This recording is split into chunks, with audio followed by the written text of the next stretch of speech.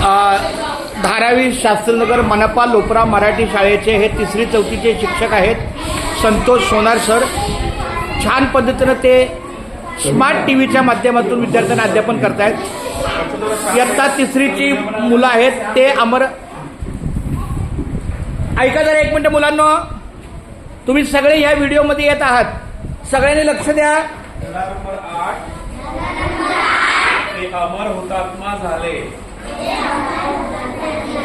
मला माहिती आहे की ह्याची चाल, जे देशासाठी लढले ते अमर हुतात्मे झाले.